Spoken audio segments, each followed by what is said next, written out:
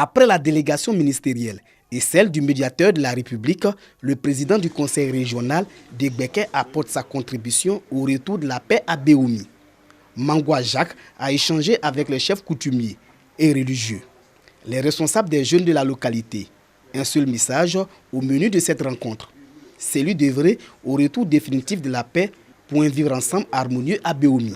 Je suis venu pour rencontrer les deux communautés, pour leur dire qu'ils n'ont qu'à mettre de l'eau sur le feu, parce qu'ils n'ont pas le droit de s'entredéchirer. Ils n'ont qu'à s'entendre, qui est la cohésion. Je leur ai demandé de dire aux jeunes de se calmer, pour que le bon vivre qui vivait ensemble avant revienne. Mangwa Jacques a exhorté les jeunes à tourner le dos à tout acte de violence et de vengeance. Avant la rencontre, le président du conseil régional d'Egbeke a visité les blessés des affrontements au CHU de Bouaké et à l'hôpital général de Béoumi. Il a apporté le soutien de son conseil pour une prise en charge médicale des blessés. Nous avons fait déjà quelque chose avec ce que j'ai vu et les explications que j'ai eues du professeur. Je pense qu'on a encore beaucoup de choses à faire.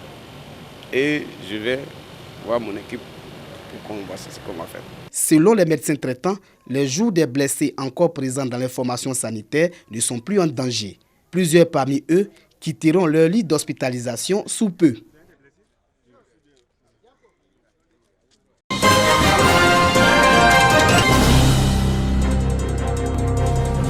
C'est l'heure de la rupture du jeune musulman à la mosquée Abou Bakr, au quartier 14 de la ville de Korogo. Les fidèles prennent plaisir à partager les différents mets mis à leur disposition.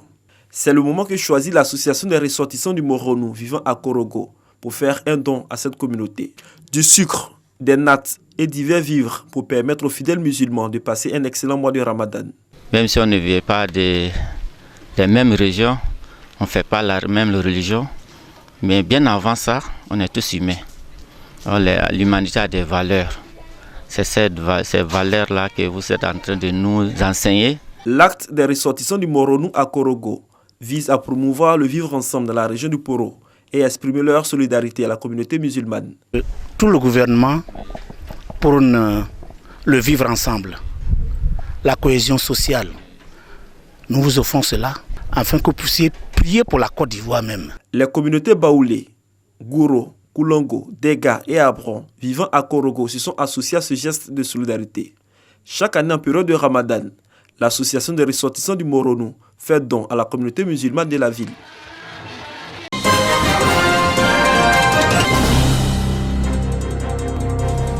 Plan sectoriel, éducation-formation, stratégie de mise en œuvre au plan régional. C'est autour de ce thème que se tient le séminaire de formation de l'Association des directeurs régionaux et départementaux de l'éducation nationale de Côte d'Ivoire, ADNCI, à Bouaké.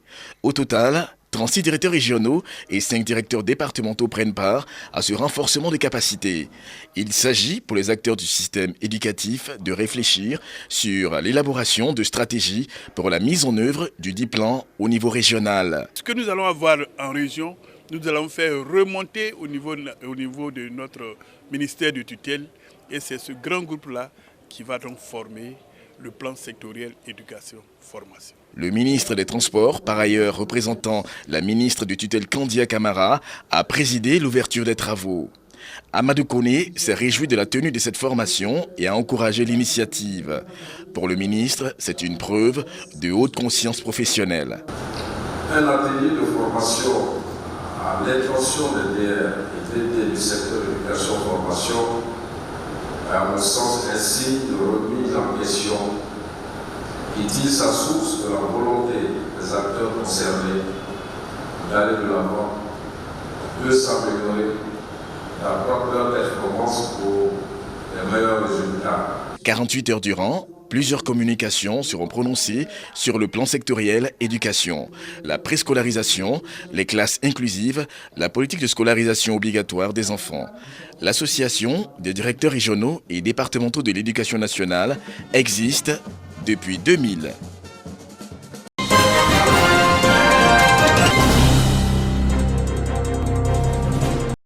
La criminalité forestière sera combattue sous toutes ses formes. Un engagement des eaux et forêts qui travaille dans ce sens. À la direction régionale des eaux et forêts de Yamoussoukro, l'engagement des forestiers sur le terrain donnent des résultats. 40 tonnes de lingués viennent d'être saisies. Les agents en patrouille à Ravia ont vu un camion passer. Ils ont demandé qu'est-ce que le camion transportait. Après vérification, ils se sont rendus compte que c'était du lingué. L'auteur est gagné par le remords. Tous ceux qui sont dans ce trafic, de bien vouloir suivre et respecter les principes d'exploitation pour que cette bonne mesure du gouvernement aille de l'avant.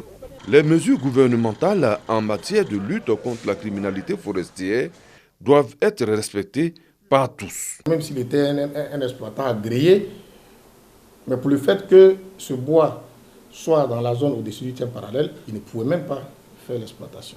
Je pense qu'on a passé trop de temps à sensibiliser. Aujourd'hui, nous passons à la phase de répression. Quand on prend quelqu'un, automatiquement, on le conduit devant le procureur. L'auteur de ce trafic de bois sera remis aux autorités compétentes pour le triomphe du droit.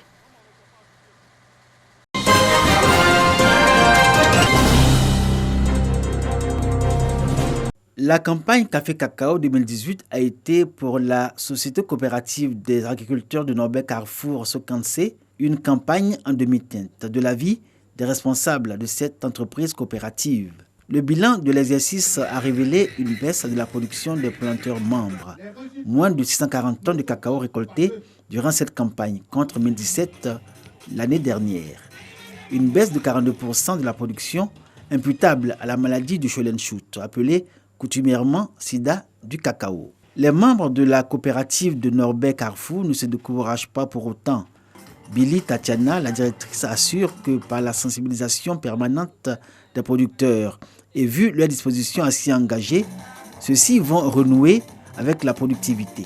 C'est vrai que de nos jours, avec les maladies telles que le Schollenschutt, la production a légèrement diminué. Mais grâce au cacao de qualité que nous faisons, nous sommes sûrs de pouvoir avoir des bénéfices. Dans cette perspective, les producteurs ont été exhortés par le chef de zone de la NADER, le représentant du conseil du café cacao de Soubré et celui du directeur départemental de l'agriculture de Méagui à déclarer les parcelles atteintes de la maladie du Schollenschutt. Ne vous laissez pas berner par les vendeurs d'illusions, donc les vendeurs de faux produits pour dire qu'on va lutter contre le Schollenschutt. Le seul médicament pour lutter contre le Schollenschutt, c'est de couper, d'attendre 1 an et de replanter le cacao. Le préfet de Méagui, Jacques Katrikwakou, quant à lui, a rappelé que le gouvernement a initié un programme d'arrachage des plants atteints du sida du cacao. Les producteurs de la Sokansé, qui se sont partagés 19 millions de francs CFA représentant la prime à la qualité, savent que le relèvement de leur production passe par une appropriation franche de la lutte contre le Schollenschutt. L'Assemblée générale a été pour eux l'occasion d'exprimer cet engagement.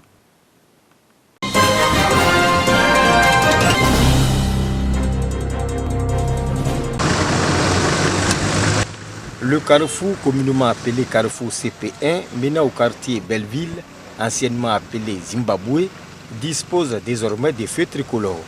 Le conseil municipal, qui entend réduire ainsi les accidents et autres embouteillages, a décidé de doter plusieurs carrefours de la ville de San Pedro de feux tricolores. Le maire de la commune, Félix Anoblé, qui a procédé récemment à la mise en service de l'un de ces feux tricolores, appelle les usagers à les respecter.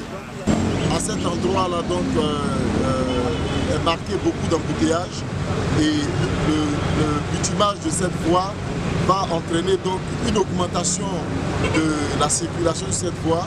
Et d'abord, dans un premier temps, concernant le feu, c'est de demander à la population donc, de respecter la réglementation de ce feu. Le feu est mis en place donc, pour permettre aux véhicules de passer correctement et aux piétons de passer quand les véhicules sont arrêtés. Donc si nous respectons cela, nous allons réduire non seulement les accidents, mais aussi l'embouteillage qui est quand même élevé à cet endroit-là. Des fois, même, il y a les taxis, le feu est rouge et puis il passe. Si le feu aussi est vert aussi, il passe. Donc souvent quand on traverse, il faut faire souvent attention. À ce jour, la ville de San Pedro dispose de 10 feux tricolores. Reste à les respecter et également procéder à des réparations en cas de panne. En effet, l'on constate des pannes fréquentes de ces feux qui mettent du temps avant d'être réparés.